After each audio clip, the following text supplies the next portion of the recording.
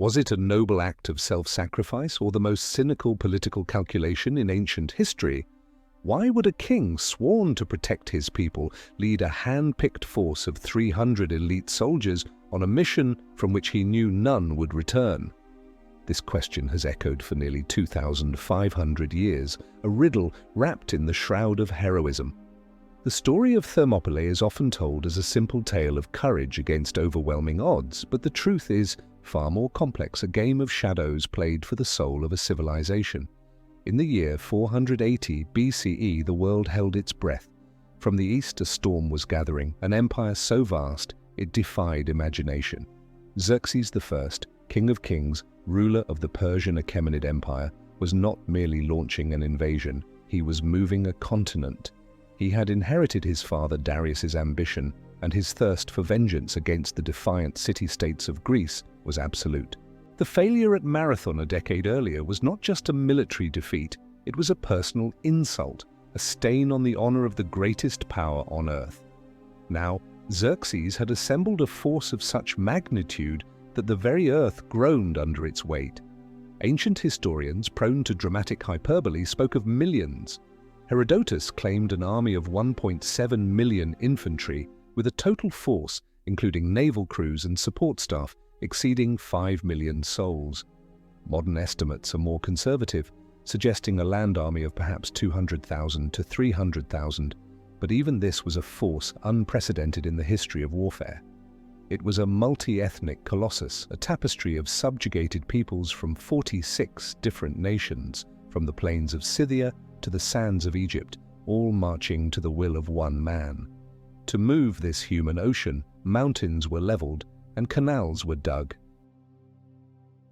The most audacious of these engineering feats was the bridging of the Hellespont, the strait separating Asia from Europe. Two massive pontoon bridges, a testament to Persian ingenuity and sheer logistical might, were constructed. When a storm shattered the first attempt, Xerxes, in a fit of divine rage, ordered the water itself to be whipped 300 times, have shackles thrown into it, and be branded with hot irons. It was the act of a man who believed he was not just a king, but a god, and that nature itself was his subject. As this tide of humanity swept into Europe, a wave of terror washed over the Greek poli. These were not a unified people, but a fractured collection of fiercely independent city-states, perpetually squabbling, warring, and betraying one another. Athens, the nascent democracy, was a naval power. Sparta, the oligarchic military state, was the master of land warfare.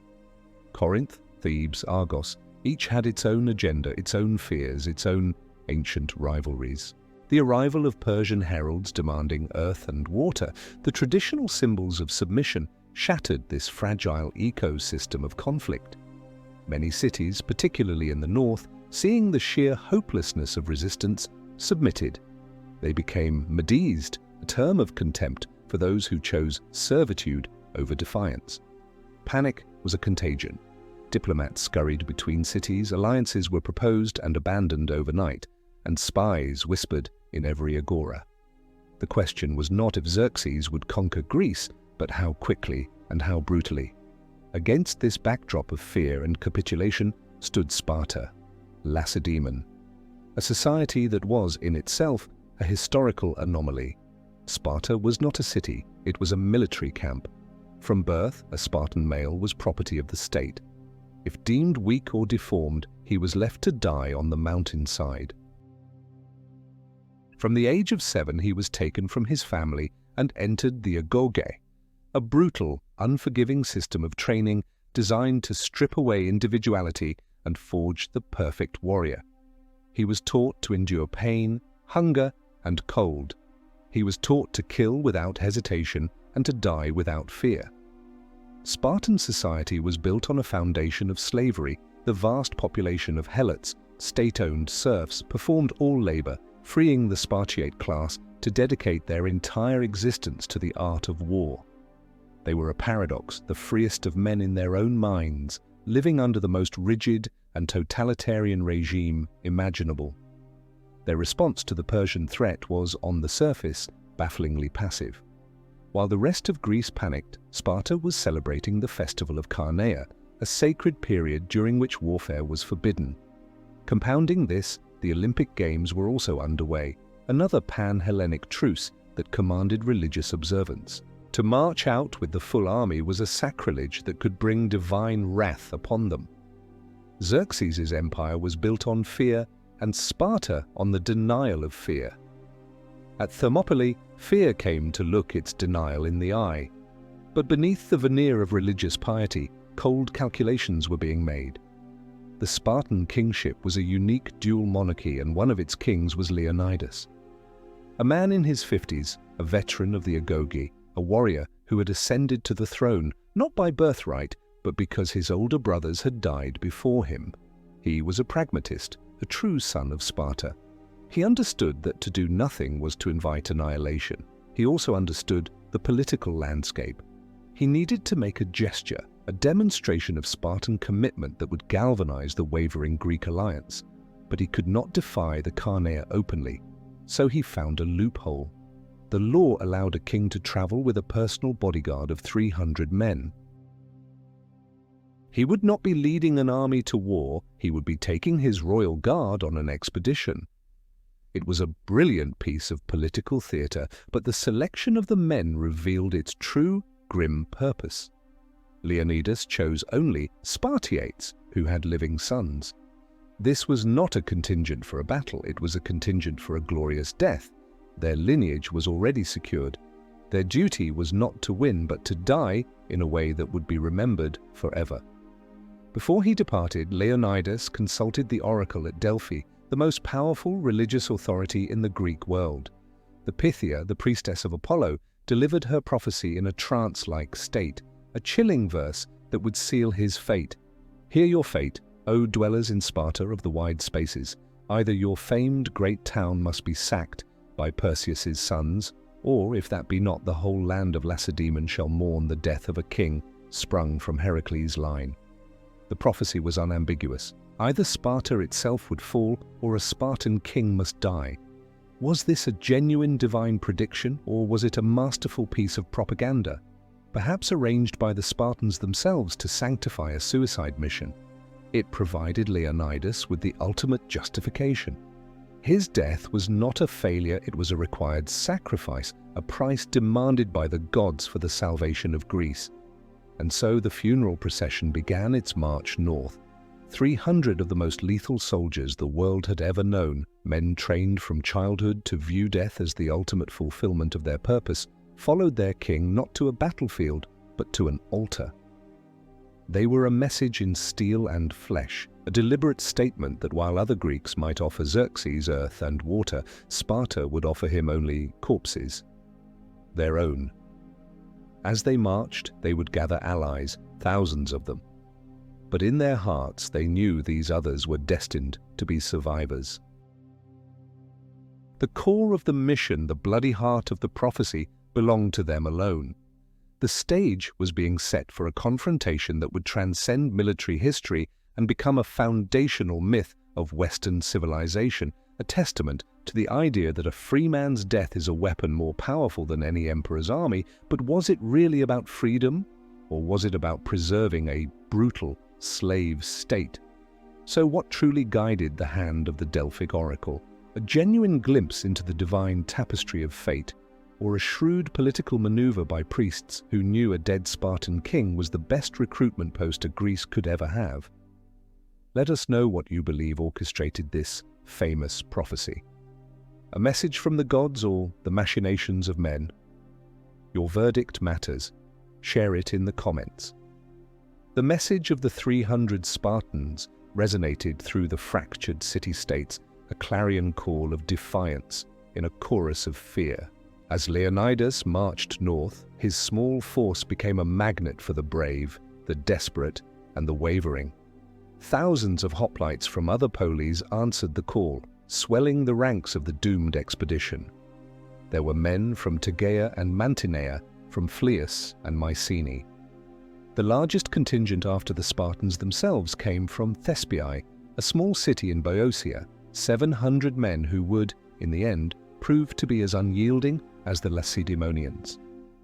400 Thebans also joined, though their presence was a source of deep suspicion. Thebes was widely believed to be on the verge of surrendering to Xerxes, and many whispered that Leonidas had compelled their attendance more as hostages than as allies. In total, the Greek force numbered perhaps 7,000 men, a pitifully small army to stand against the Persian behemoth. They were a microcosm of Greece itself, a bickering, distrustful coalition united only by a common, existential threat.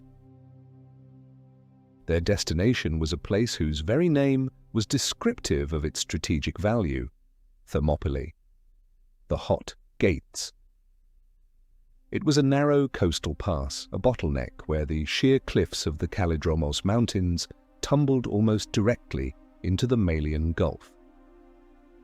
In some places, the pass was so constricted that only a single cart could pass. This was geography as a weapon.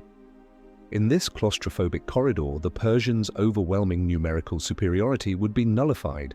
Their cavalry, their chariots, their vast formations of infantry would be useless. They would be forced to funnel their attack into a narrow front, meeting the Greeks on essentially equal terms, man for man. Here, the superior training, discipline, and equipment of the Greek hoplite would be decisive. This was not a place chosen to win a battle in the conventional sense. No one, least of all Leonidas, believed they could defeat Xerxes' entire army. The goal was to hold, to delay, to bleed the Persian war machine, buying precious time for the rest of Greece. Time for the allied fleet, under the command of the brilliant and cunning Athenian statesman Themistocles, to prepare for a decisive naval engagement. Time for the other Greek cities to mobilize their full armies once the religious festivals were over.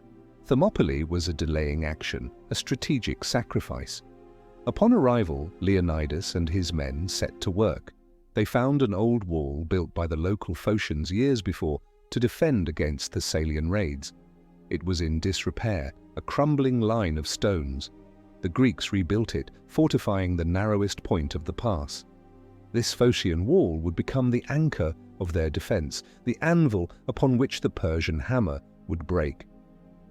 The atmosphere in the Greek camp was thick with tension. The soldiers could see the evidence of the Persian advance all around them. The sea was choked with Xerxes' fleet, thousands of ships moving in disciplined formation.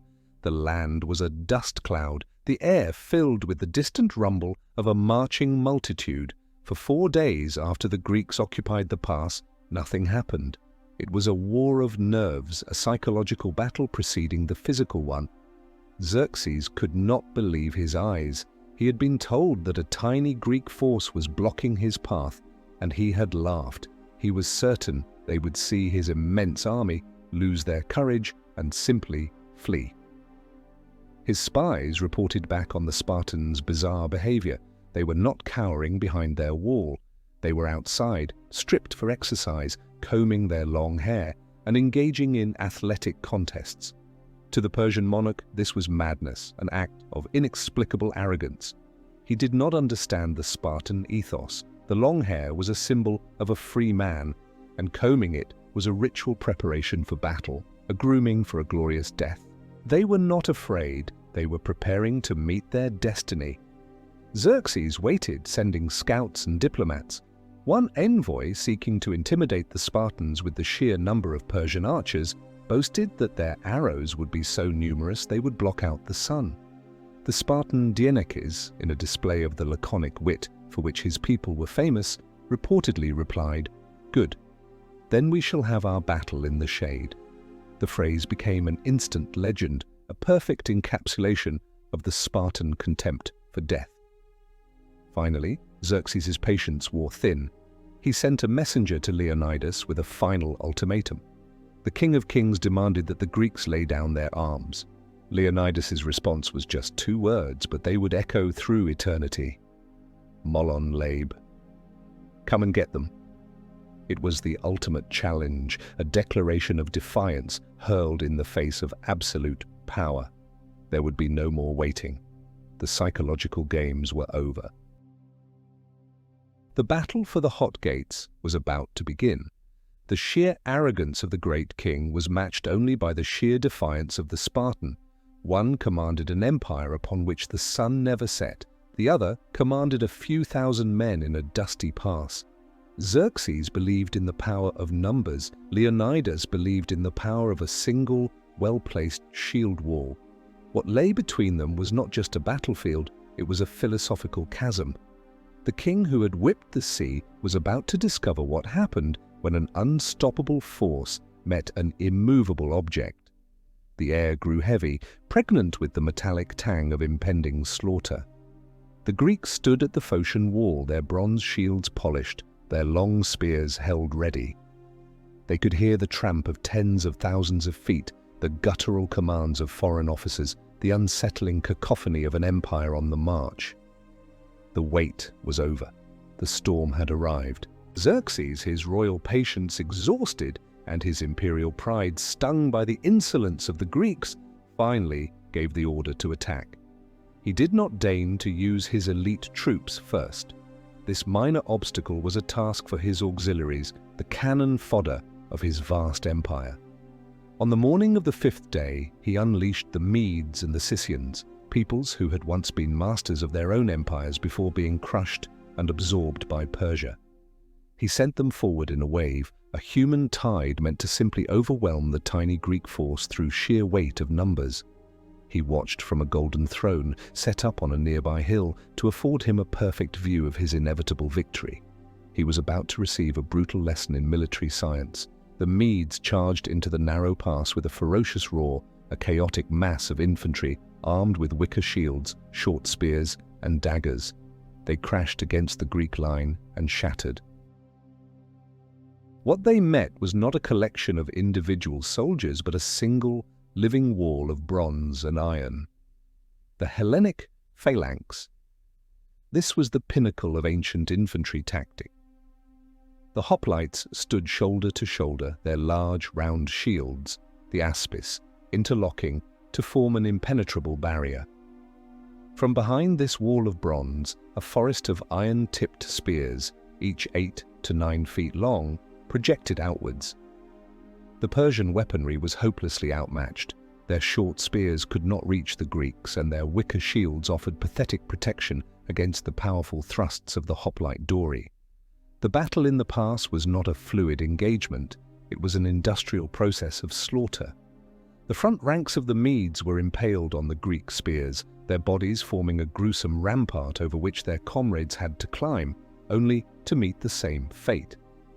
The confined space turned into a horrifying meat grinder. The Greeks, fighting in disciplined relays, held their ground with inhuman stamina. The Spartans, positioned at the heart of the defense, were its anchor. They were masters of the othismos, the mass shove, where the entire phalanx would surge forward, using their shields to crush the enemy and create space for the deadly work of their spears. They were a machine designed for one purpose: to kill efficiently and without emotion. The noise was deafening, the clang of bronze on bronze, the splintering of wood, the wet thud of spear points finding flesh, the screams of the wounded and the dying, all echoing off the sheer rock walls of the pass. The ground became slick with blood and viscera. Herodotus, the primary source for the battle, writes that Xerxes leaped from his throne 3 times in terror and frustration as he watched his men being butchered. He could not comprehend what he was seeing. How could so few hold back so many? He was witnessing the tactical superiority of heavy infantry over light, of discipline over numbers, of steel will over brute force. Leonidas and the Spartans employed a devastatingly effective tactic. They would feign retreat, a maneuver of incredible risk that required absolute discipline. The phalanx would seem to break and fall back in disarray. The Persians, sensing victory, would break their own formation and surge forward in a chaotic pursuit. Then, at a prearranged signal, the Greeks would turn as one, reform their shield wall in an instant, and annihilate the disorganized enemy. This trick was played again and again, each time luring thousands more of the emperor's soldiers to their deaths. All day the slaughter continued. Xerxes threw fresh waves of troops into the grinder, but the result was always the same. The Greek line did not break. By evening, the pass was choked with Persian dead. their bodies piled in heaps before the Phocian wall. The first day of the battle was an unmitigated disaster for the Persians and a stunning, if gruesome, victory for the Greeks. They had held the hot gates. They had shown the King of Kings that Greek courage was not a myth. The cost had been minimal for the defenders, but the psychological blow to the Persian army was immense. They had come expecting to brush aside a token force. Instead, they had been systematically dismantled. The sun set on a field of carnage, the waters of the Malian Gulf stained red with the blood of an empire. For Xerxes, sitting on his throne, amidst his stunned generals, the day had been a humiliation. His army, the most powerful in the world, had been fought to a standstill by a handful of men in a narrow pass. But this was only the beginning. He still had his trump card to play, his elite, the very best soldiers in his vast empire. The first day had been a test. The second day would be the execution. He would send in his immortals. The dawn of the second day broke over a scene of grim butchery. The air was thick with the stench of death. Persian burial parties worked through the night to clear the thousands of corpses, a task both physically and morally exhausting. Xerxes was incandescent with rage. The humiliation of the first day was a wound to his divine pride. He had underestimated these Hellenes, these stubborn, spear-wielding farmers. Today there would be no more mistakes. He would unleash his finest, the elite of the elite, the men who formed the very heart of his military power. He would send in the 10,000, the immortals. They were the emperor's personal bodyguard, an elite, heavy infantry corps whose name stemmed from the fact that their number was always kept at precisely 10,000. If one was killed or fell ill, he was immediately replaced, creating the illusion of a single, undying legion. They were the best equipped, best trained, and most feared unit in the Persian army. Their appearance alone was designed to inspire awe and terror. They wore ornate armor with scale corselets under their richly embroidered tunics. They carried distinctive weaponry, shorter spears than the Greeks, but also powerful bows and deadly daggers. Their command was resplendent in gold. These were the men who had carved out the Persian Empire, the steel fist of the King of Kings. Their deployment was meant to be the decisive blow, the final crushing answer to Greek defiance. Xerxes was certain that where the Medes had failed, his immortals would succeed. Their commander, Hydarnes, led the charge. The 10,000 advanced into the pass, their disciplined ranks a stark contrast to the chaotic mobs of the previous day. The Greeks waiting for them behind the Phocian wall knew what was coming. This was the true test. The allies, the Thespians, the Thebans, and others took the first shock, but the core of the defense remained the 300 Spartans. Leonidas rotated his troops with masterful efficiency, keeping his men fresh, ensuring the line was always held by soldiers at their peak.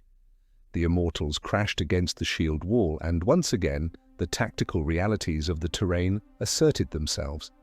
In the narrow confines of the pass, the immortals' famed flexibility and archery skills were rendered useless. They could not flank the Greeks, nor could they stand off and pepper them with arrows. They were forced into a head-on collision, a brutal close-quarters slugging match against men who were born and bred for exactly this kind of fight. The clash was terrifying. The gilded armor of the immortals met the solid bronze of the Greek aspis. The shorter Persian spears were once again at a disadvantage against the long reach of the hoplite dory. The fighting was relentless, a maelstrom of stabbing, shoving, and screaming. The Greeks held their ground. The legend of the immortals' invincibility began to crack and then shatter against the Spartan shield wall. For all their finery and fearsome reputation, they were dying just as easily as the Medes and Scythians had. They were impaled, crushed, and trampled underfoot. The narrow pass amplified the horror, turning the battle into a claustrophobic nightmare. There was no room to maneuver, no retreat, only the relentless grinding work of killing. Leonidas and his Spartans were in their element. This was the agoge made real, the culmination of a lifetime of brutal training. They fought with a cold, terrifying fury, their faces grim masks of determination. They were not fighting for glory or for riches. They were fighting for the very concept of their existence. Every dead Persian was a blow against the tyranny that sought to enslave them.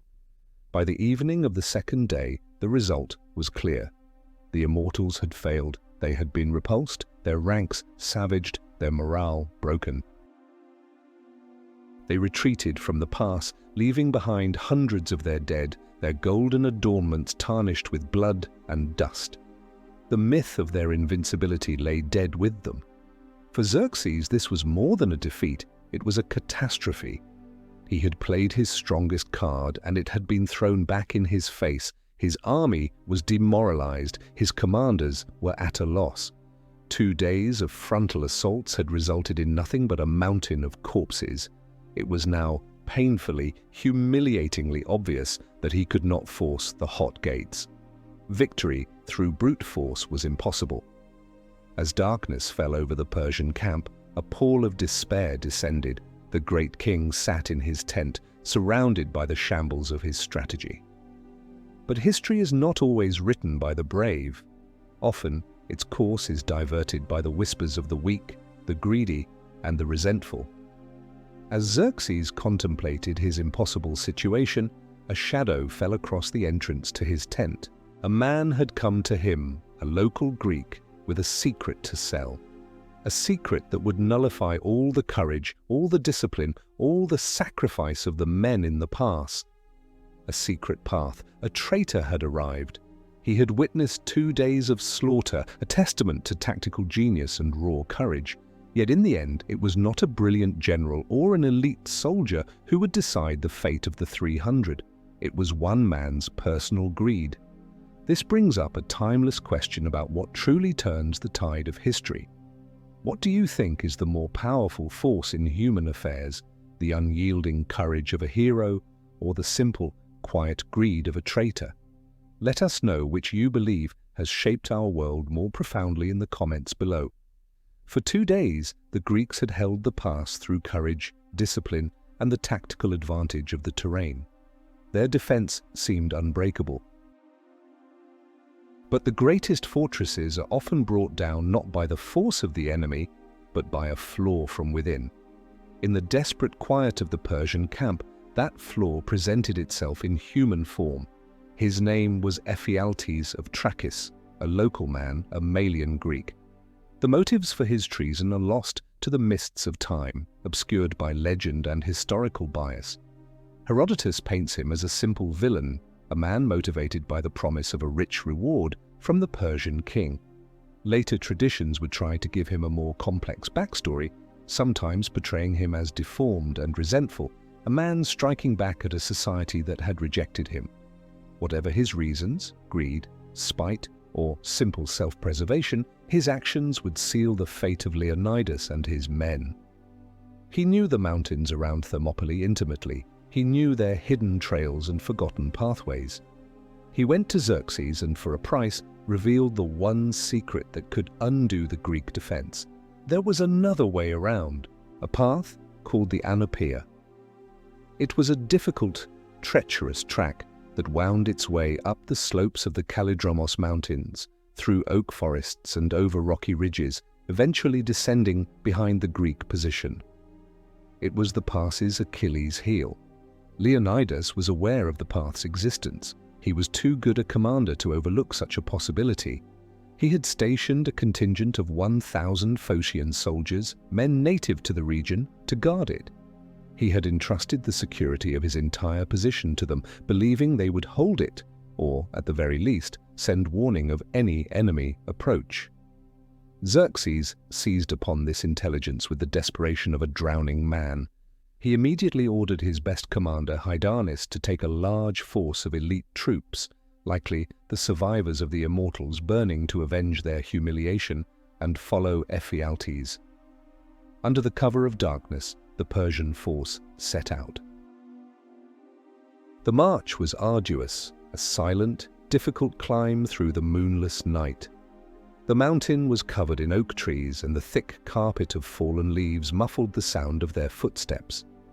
They moved like ghosts through the forest, a silent column of death making its way to the Spartans' rear.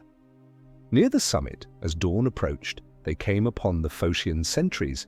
The morning was still, and the rustling of the leaves under the feet of thousands of Persian soldiers was the first and only warning the Phocians received. They were taken completely by surprise. A brief, frantic skirmish erupted in the half-light of dawn. The Phocians, believing this was the main Persian army launching a full-scale assault, panicked.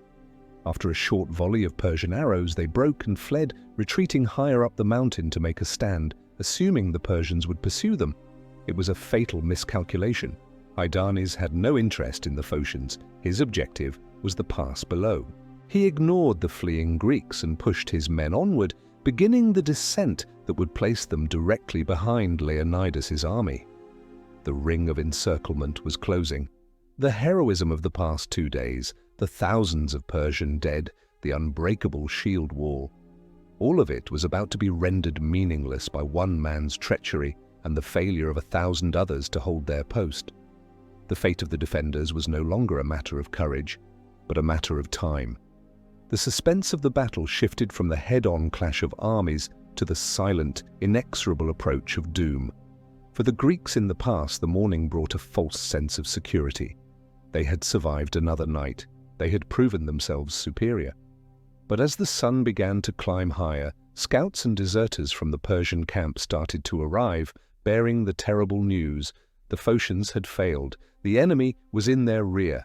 The Hot Gates were no longer a fortress. They were a trap.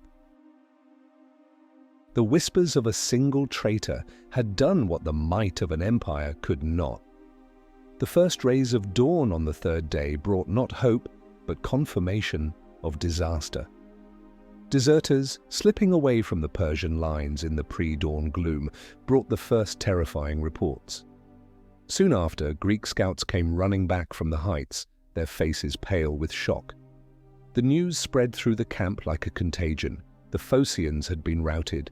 The Anapeia path was open. The Immortals were descending the mountain. The trap was sprung. Panic erupted among the allied contingents. The strategic situation had changed in an instant. What had been a defensible bottleneck was now a certain death sentence. They were surrounded with the main Persian army in front and an elite force of Immortals about to close off their only route of escape. The simmering rivalries and distrust that had been suppressed by the heat of battle now boiled over. A council of war was hastily convened. The commanders of the various Greek forces argued fiercely. Most advocated for an immediate withdrawal. To stay was suicide. Their duty, they argued, was to preserve their forces to fight another day. The defense of Thermopylae was no longer tenable. The strategic goal of delaying the Persians had been achieved at a heavy cost to the enemy. Now was the time for a tactical retreat, to save the army that Greece would desperately need for the battles to come. In the midst of this chaos and fear, Leonidas of Sparta remained a pillar of grim calm. He listened to the arguments, his expression unreadable. Then he made the decision that would elevate the Battle of Thermopylae from a mere military engagement to an eternal legend. He agreed with the other commanders. He ordered the bulk of the allied army to retreat. They were to disengage and fall back as quickly as possible to link up with the main Greek forces and carry the news of what had transpired. This was not an act of cowardice, but of sound military judgment. But he would not be going with them. He and his 300 Spartans would remain. Their duty was different. They were Spartans. The laws of their city forbade retreat. More than that, the prophecy of the oracle hung over them.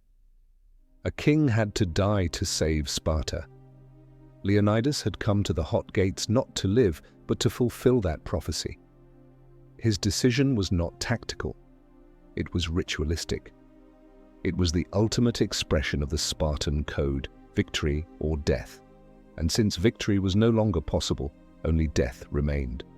This was a choice made not in the heat of battle, but in the cold light of day. It was a conscious, deliberate embrace of fate. He was transforming a military defeat into a moral victory, a symbol of defiance so powerful it would inspire a generation. His calm determination had a profound effect. The 700 Thespians, led by their commander Thermopylae, made a decision of their own. They refused to leave. In an act of incredible loyalty and courage, they volunteered to stay and die alongside the Spartans. They were not bound by Spartan law or a divine prophecy. They acted out of a pure, unadulterated commitment to the defense of freedom. Their sacrifice, often overshadowed by that of the Spartans, is in many ways even more profound. They chose death when they had the option of life. The contingent of 400 Thebans, however, was a different matter. Leonidas suspected them of medicine, of harboring sympathies for the Persian cause. He did not trust them to retreat and fight for Greece. He forced them to stay, essentially as hostages, to share the fate of the defenders. It was a grim, pragmatic decision in a moment defined by high ideals. The parting of the armies was a scene of immense tragedy and emotion. Thousands of men who had fought and bled together for 2 days now prepared to separate. The retreating allies looked upon the Spartans and Thespians with a mixture of awe, pity, and perhaps a touch of shame. They were leaving these men to certain annihilation. The Spartans, for their part, were stoic. This was their purpose. They sent one of their own, a man named Pantites, as a messenger to Thessaly, a decision that would ironically save his life, but condemn him to a fate worse than death in Spartan eyes, the disgrace of being a survivor. As the allies departed, a quiet solemnity descended upon the few who remained. They were no longer an army, they were a death squad.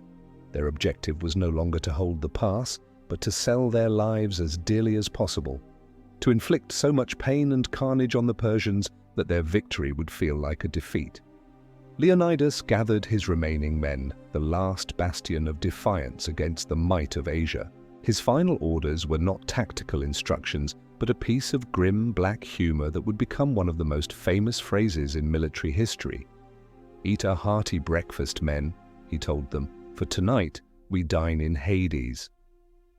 The breakfast of the doomed was a surreal affair. The Spartans and Thespians ate their morning meal with a grim deliberateness, the words of their king hanging in the air. There was no fear, only a focused, cold resolve. They were no longer defending the Phocian wall. The tactical logic of that position was gone, the battle was now everywhere, and their only remaining strategy was pure, unadulterated aggression. They would not wait for the end to come to them, they would go out and meet it. Leonidas gave the order to advance. In a move of breathtaking audacity, the small band of Greeks, now numbering little more than 1,000, left the protection of the narrowest part of the pass and moved out into a wider area. They were voluntarily surrendering their one great tactical advantage. This was no longer a battle for territory, it was a battle for glory, an act of supreme contempt for the enemy. They were going on the offensive. They formed their phalanx one last time and charged directly into the heart of the main Persian army. The Persians, who were preparing for a final coordinated assault from both front and rear, were taken completely by surprise. They expected to find a cornered, terrified remnant. Instead, they were met by a wave of berserker fury. The clash was apocalyptic. This was not the disciplined, shield-to-shield grinding of the previous 2 days. This was a chaotic, swirling melee, a slaughterhouse of desperate violence. The Greeks fought with the strength of men who had nothing left to lose. They knew they were going to die, and this knowledge liberated them, transforming them into avatars of destruction. Their goal was simple: to kill as many Persians as possible before they were overwhelmed. They broke through the front ranks, carving a bloody path into the teeming masses of the Persian host. Spears shattered, and they drew their short swords, the xiphos, and continued to fight in the brutal press of bodies. When their swords were lost or broken, they fought with their hands and teeth. The Persian commanders tried to drive their men forward, but the soldiers in the front, faced with this terrifying onslaught, tried to retreat, creating a fatal crush. Herodotus reports that thousands of Persians were trampled to death by their own comrades or pushed off the narrow causeway into the sea to drown. In the very center of this maelstrom fought King Leonidas. He was the focal point of the battle, a whirlwind of bronze and iron. He fell, as he knew he must, in the thick of the fighting. His death, however, did not break the Greeks' spirit. It fueled their rage. A new, even more desperate battle erupted over the body of the fallen Spartan king. To the Greeks, recovering the body of their commander was a sacred duty. For the Persians, capturing it would be the ultimate symbol of their victory. A furious tug-of-war began. The Spartans and Thespians formed a protective ring around their king's corpse, fighting with a ferocity that bordered on the supernatural.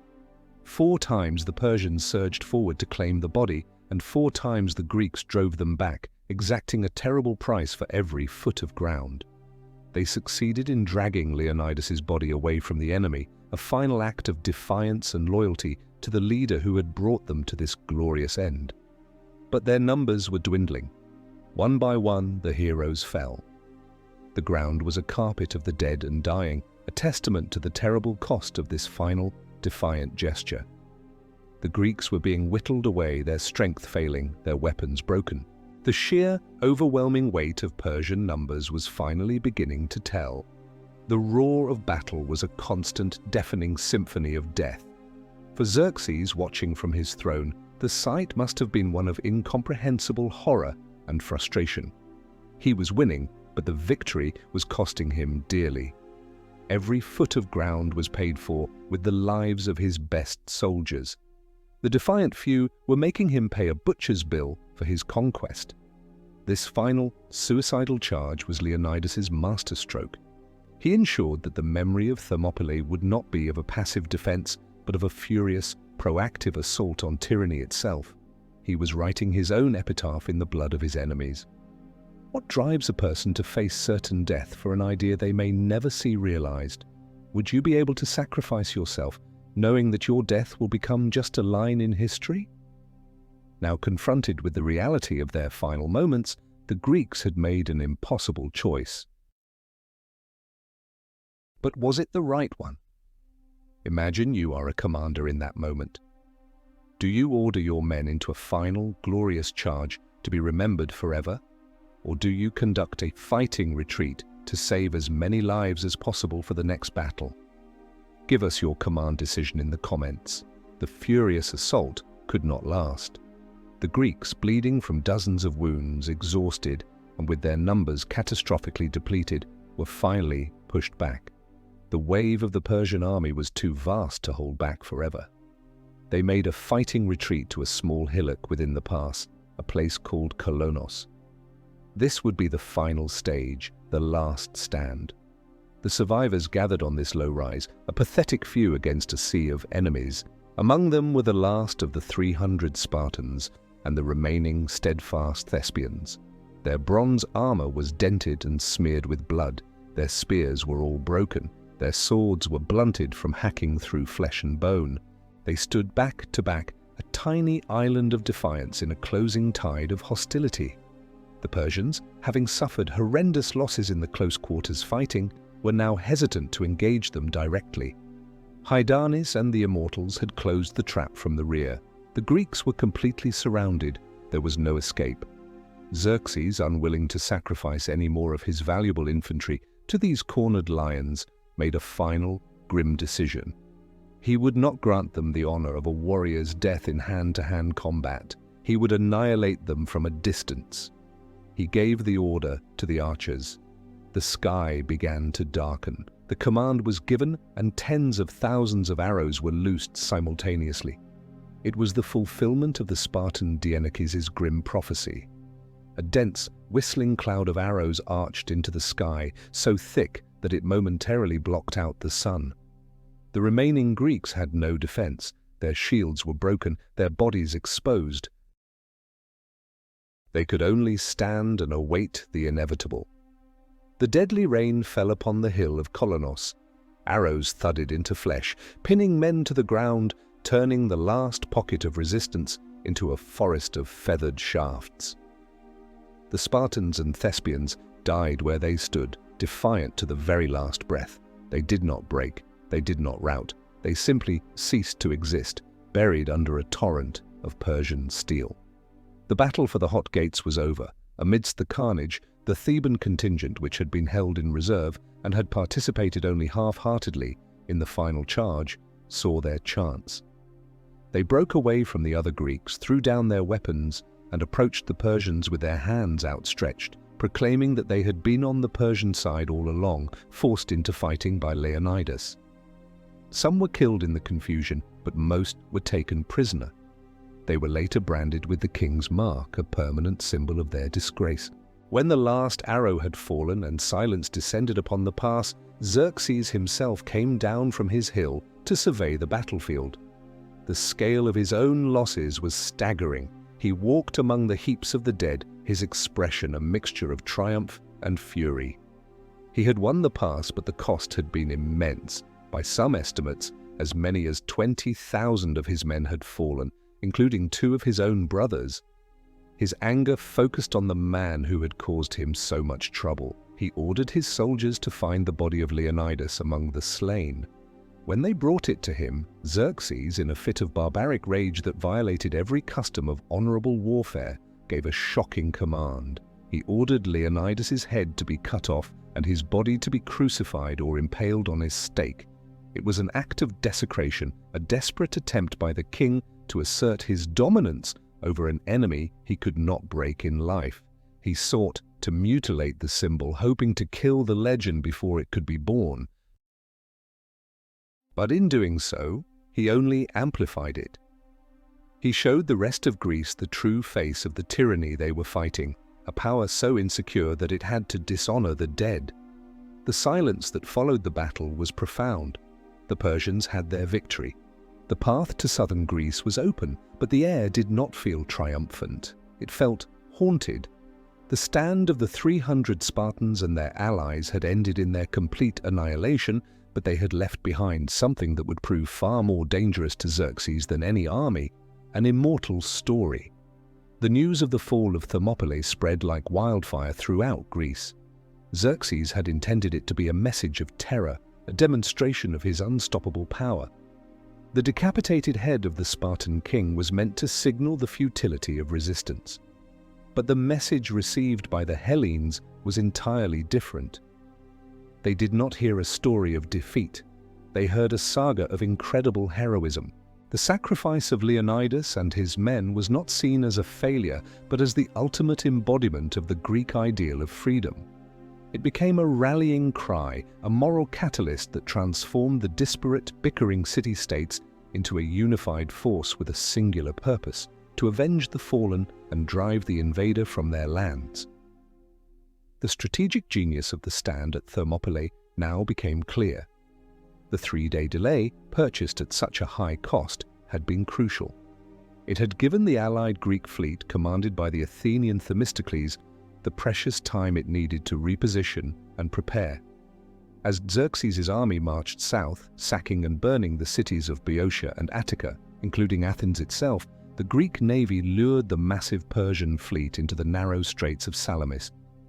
Just as the confined terrain of Thermopylae had negated the Persians' numerical superiority on land, the tight confines of Salamis did the same at sea. In the ensuing naval battle, the smaller, more maneuverable Greek triremes decimated the clumsy Persian armada. The Battle of Salamis was a catastrophic defeat for Xerxes. With his fleet shattered, his maritime supply lines were cut, and he could no longer support his massive land army in hostile territory. Fearing being trapped in Europe, Xerxes retreated with a large portion of his army back to Asia, leaving his general Mardonius with a still formidable force to complete the conquest the following year. The sacrifice at Thermopylae had created the conditions for the victory at Salamis. The spirit of Leonidas now infused the entire Greek resistance. The following spring, in the year 479 before the Common Era, the final act of the drama played out.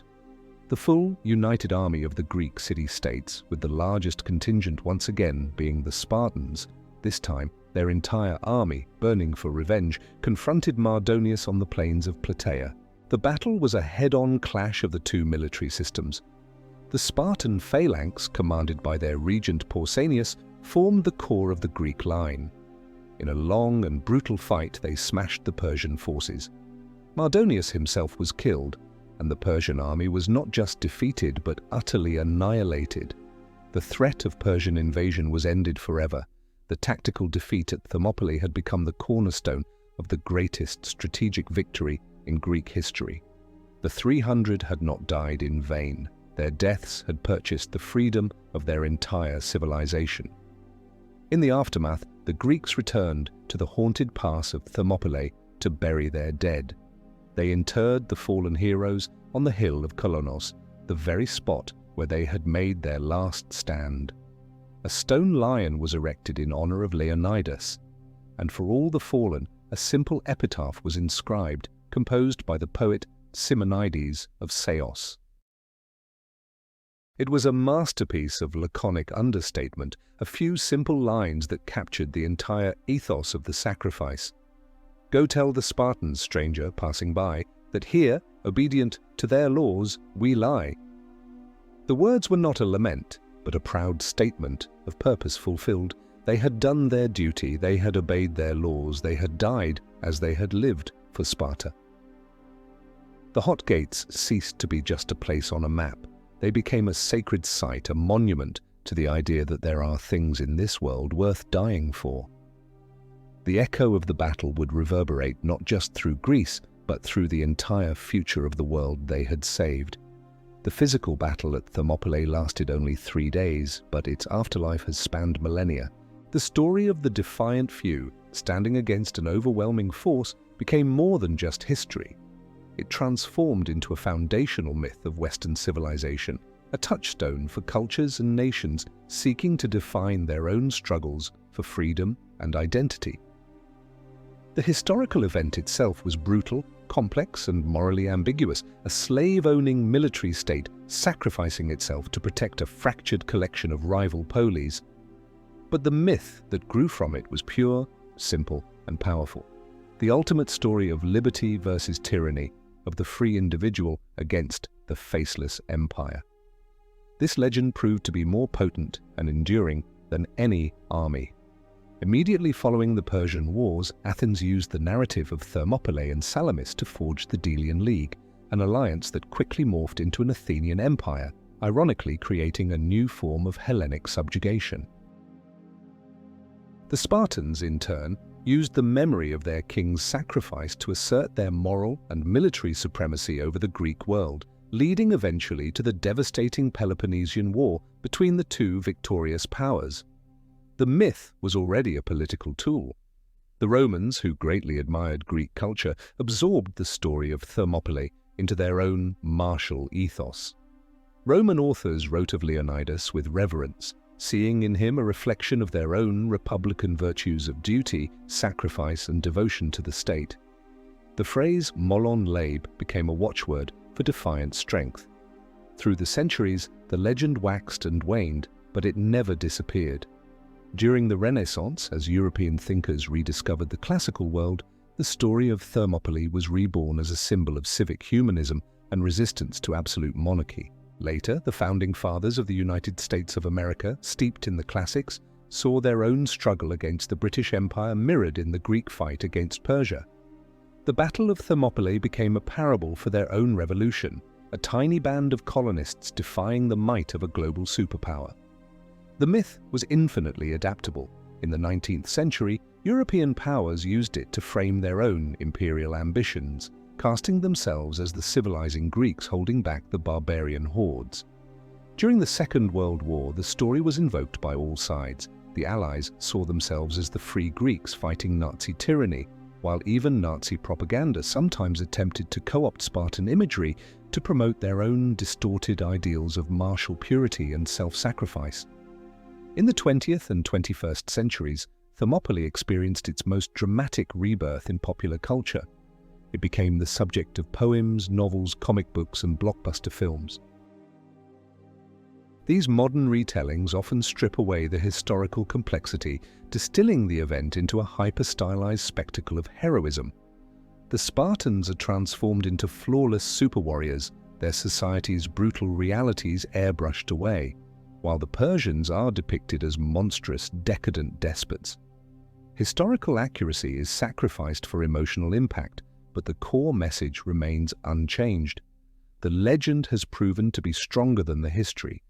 It is no longer just a battle, it is an archetype, a permanent fixture in the cultural DNA of the West. It speaks to a deep and resonant human theme, the willingness of free people to choose death over subjugation. It reminds us that history is shaped not only by the victors, but also by the resonance of glorious defeats. The 300 Spartans who combed their hair before battle, who breakfasted knowing they would dine in Hades, and who died under a cloud of arrows, achieved a kind of immortality that Xerxes, for all his power, could never comprehend. They lost the battle, but in doing so they won a permanent place in the memory of the world. Their story is a testament to the power of a calculated sacrifice, a demonstration that sometimes the most profound victory is not to survive, but to be remembered for what you were willing to die for. Leonidas and his warriors made their choice, becoming an eternal symbol. But symbols don't win wars, survivors do. After 2,500 years, their act still sparks debate. Tell us, in your opinion, what is more important for the future of a civilization? A legendary example that inspires a noble death, or a hard-won victory achieved by those who lived to fight another day? Write your answer in the comments. Your perspective is the next chapter in this unending story.